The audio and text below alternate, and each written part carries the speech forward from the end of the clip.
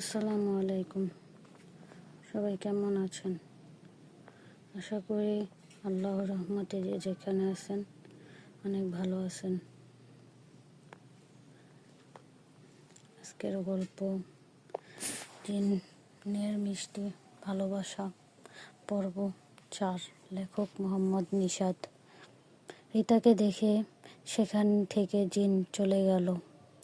এদিকে রিতা আয়শার কাছে এসে বললেন, আয়শা, তুই আবার এখানে আসছিস? তোর হাতে এগুলো কি? আয়শা বলল, মাংস।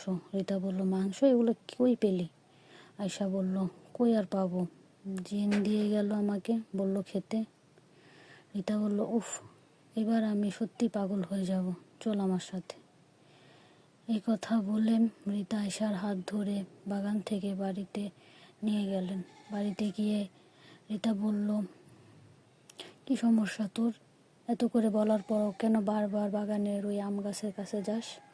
আয়শা বলল, ভালোবাসার টানে। রিতা বলল, কিসের ভালোবাসা? কার ভালোবাসা? আয়শা বলল, আর কার আবার? জিনের সাথে আমার। রিতা বলল, উফ খোদা।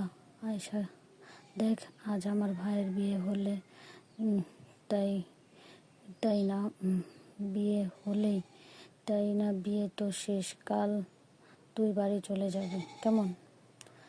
আয়শা বলল, আর দুদিন থাকি না। রিতা বলল, দেখ, তুই এমনি এমনি আমার বাড়িতে 10 দিন থাকলেও সমস্যা হতো না, কিন্তু তুই যা শুরু করছিস, এখন তোর কালই যেতে হবে।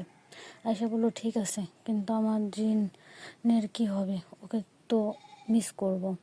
রিতা বলল, ভালোবাসা হলে না মিস করবে, চল এখন ঘুমাতে হবে। রিতার কথায় আয়শা রুমে গিয়ে ঘুমিয়ে পড়লেন।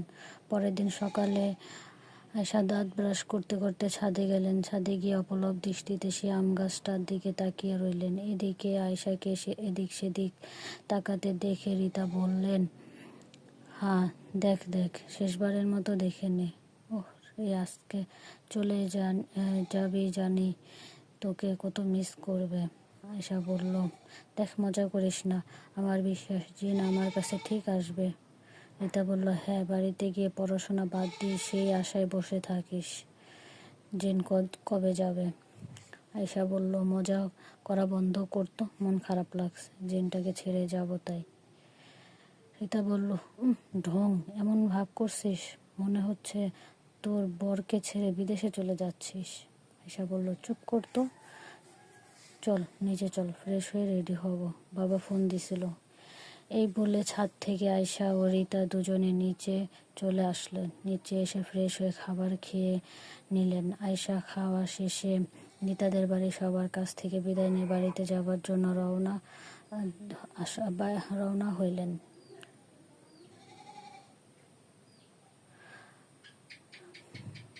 বাড়ি আসার পর রিতা বললেন, কিরে, তোর নিজের ইচ্ছায় বাড়ি যেতে বললাম বলে মন খারাপ করছিস? আয়শা বলল, না রে পাগলি, তুই না বললেও তো আজ বাড়িতে যেতাম। আজ 4 দিন হলো এখানে, ভালোই থাকিস, 2-1 দিন গেলে আসিস আমাদের বাড়িতে, কেমন? রিতা বলল, ঠিক আছে। আয়শা, শোন, যাবার আগে একটা কাজ করি। রিতা বলল, কি কাজ? আয়শা বলল, কাগজে নাম্বার লিখে ওই বাগানের আম গাছের নিচে রেখে আসি, ভূত দেখলে যোগাযোগ করবে। তা বলল, মাথা মোটা, জিনের কি মোবাইল আছে নাকি যে ও তোকে কল দিবে? আয়শা বলল, তাই তো, আচ্ছা ঠিক আছে, ভালো থাকিস।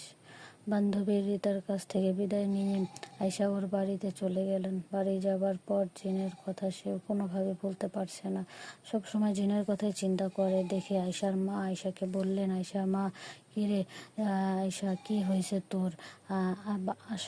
রিতাদের বাড়ি থেকে আসার পর দেখছি কেমন হয়ে গেছিস, সব সময় কি যেন জানি না ভাবিস। আয়শা বলল, কই কিছু না মা, এমনিতে। মাকে মিথ্যে বলে কথা ঘুরিয়ে দিল আয়শা। আসলে তো সে জিনের কথা সব সময় ভাবে, চিন্তা করে। যাই হোক, এভাবে দিনটা কেটে যায়। পরের দিন রাতের বেলার ঘটনা। আয়শার ঘুম ভেঙে যায় কারো ফিস ফিস কথার আওয়াজে। আওয়াজটা পেয়ে আয়শা চোখ খুলে দেখেন সামনে জিন দাঁড়িয়ে আছে।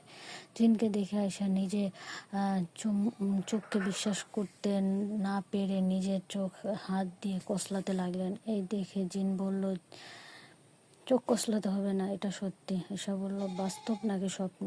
আমি মনে হয় স্বপ্ন দেখছি, তাই না? জিন বলল, না, বাস্তব। আয়শা বলল, তুমি সত্যি আমার কাছে আসছো? বিশ্বাস হচ্ছে না, তোমাকে খুব মিস করতেছিলাম, জানতাম তুমি আসবে। আমি তো তোমাকে ভালোবাসি, তুমিও নিশ্চয়ই আমাকে ভালোবাসো, তাই না? তাই না আসছো? তাই তো আসছো। জিন বলল, পাগল নাকি? কিসের ভালোবাসা? আমি আসছি অন্য কাজে। আয়শা বলল, কি কাজ? জিন বলল, তোমার বান্ধবী রিতার বাড়ির পাশে বাগানের ওই বড় আম গাছটায় আমি থাকি, ওটা তো জানো, তাই না? আয়শা বলল, হ্যাঁ জানি তো, কি হয়েছে? জিন বলল, ওই বাগানের মালিক ওই আম গাছটা কেটে ফেলবে, ওইটা আমার থাকার জায়গা। থাকার জায়গা বলতে আমাদের রাজ্যে আছে।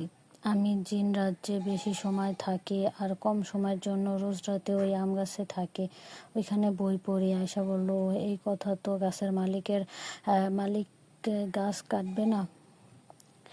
জিন বলল, কাটবে, কিন্তু কয়েকদিন দেরিতে। আমি নতুন কোনো জায়গা পেলে সেখানে চলে যাব, তখন গাছটা কাটতে পারবে, তার আগে না। আয়শা বলল, তো আমি কি করব? আমার কাছে আসছেন কেন? আমার কাছে কেন আসছো?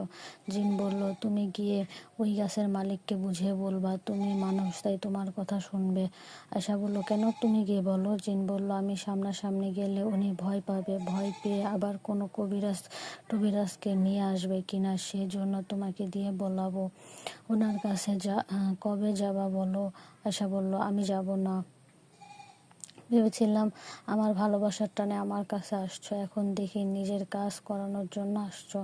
পারবো না, যাও। জিন বলল, ওই সাবধানে ও সাবধানে না করো, আমার কাজটা না করলে তোমাকে ছেড়ে দেবো ভাবছো? বাঁচতে চাইলে আমার কাজটা করো, নাইলে তোমার পিছু ছাড়বো না। আয়শা বলল, তাই তাহলে আমার পিছে লেগে থাকো, আমি তো এটাই চাই। জিন বলল, ফাজলামি বাদ দাও, যা বললাম তাই করো, আমার এই উপকারটুকু করো। আয়শা বলল, এটা আমার কি লাভ? আমি কি পাবো? জিন বলল, কি চাও তুমি? আয়শা বলল, তোমার ভালোবাসা। আয়শা জিনের সাথে কথা বলছে, এই আওয়াজটা ওর বাবা পেয়ে আয়শাকে বলে উঠল, এই আয়শা, এত রাতে কার সাথে কথা বললিস? আয়শার বাবার কথার আওয়াজে জিন আর কিছু না বললে তখনই কার জন্য চলে গেলেন। পর্বটি শেষ। আগামী পর্ব অতি শীঘ্রই আবার আসবে। যদি আপনাদের এরকম কোনো ভৌতিক ঘটনা থেকে থাকে বা আপনাদের আশেপাশে কারো থেকে থাকে, তাহলে অবশ্যই আমাকে গল্প করে মেসেজ করে জানান, যাতে আপনার গল্পটা পড়ে।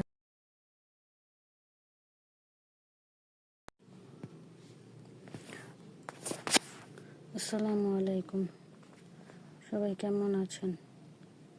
আশা করি আল্লাহর রহমতে যে যেখানে আছেন অনেক ভালো আছেন। আজকের গল্প, জিনের মিষ্টি ভালোবাসা, পর্ব 4। লেখক মোহাম্মদ নিশাত। রিতাকে দেখে সেখান থেকে জিন চলে গেল। এদিকে রিতা আয়শার কাছে এসে বললেন, আয়শা, তুই আবার এখানে আসছিস? তোর হাতে এগুলো কি? আয়শা বলল, মাংস। রিতা বলল, মাংস? এগুলো কই পেলি? আয়শা